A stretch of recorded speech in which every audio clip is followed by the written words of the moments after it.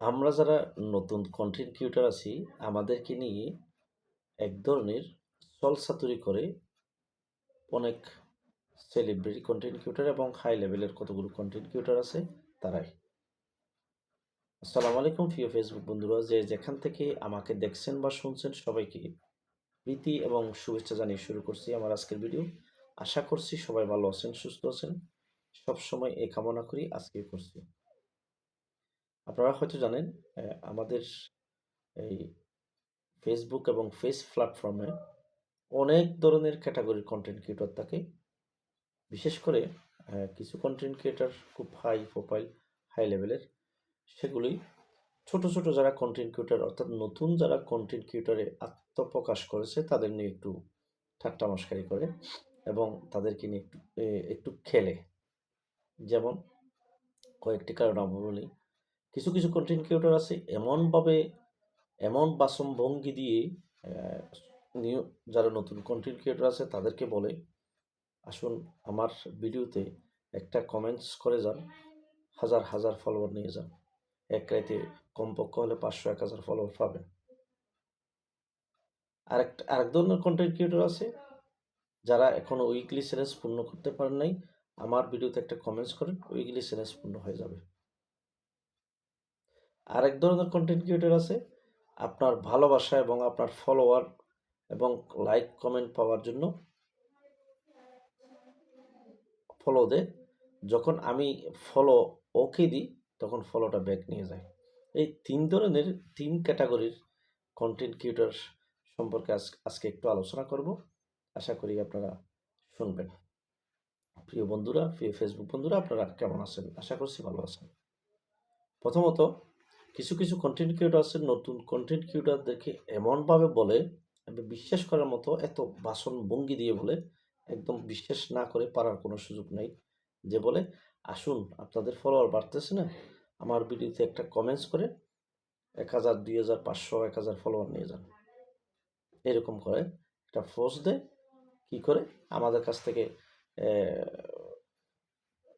মানে comments, like, ওকে follow করা এরকম নিয়ে নেয়। এমনকি 5000, 4000 ফলোয়ার তো দূরের কথা, 500 ফলোয়ার দূরের কথা, ওর নিজেই আমার পেজটা ফলো করে না। এরকম কন্টেন্ট ক্রিয়েটর আছে। আমি আজকের এই ভিডিও থেকে বলবো, ওই সমস্ত কন্টেন্ট ক্রিয়েটর থেকে আমরা সাবধান থাকবো। ওদের কাছ থেকে আমরা কোনোদিন কিছু পাবো না।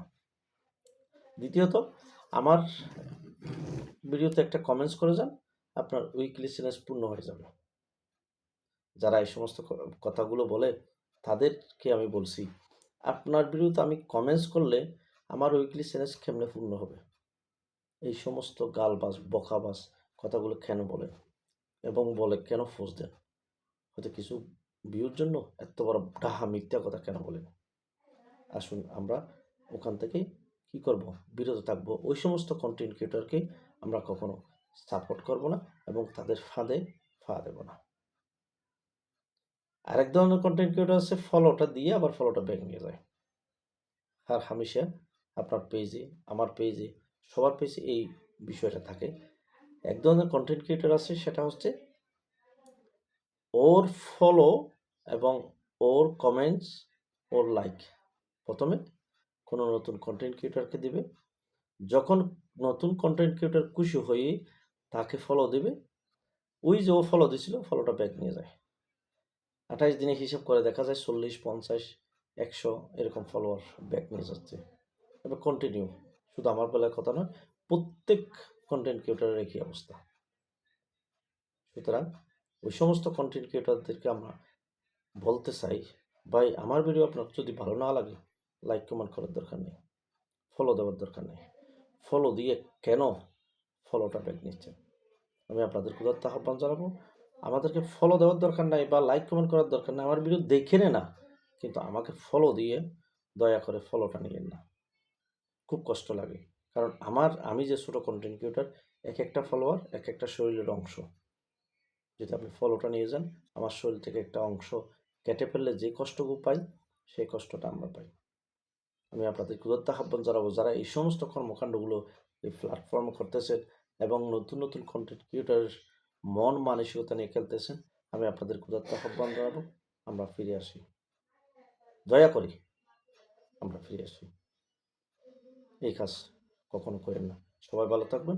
আসসালামু আলাইকুম ওয়া রাহমাতুল্লাহি ওয়া বারাকাতুহু।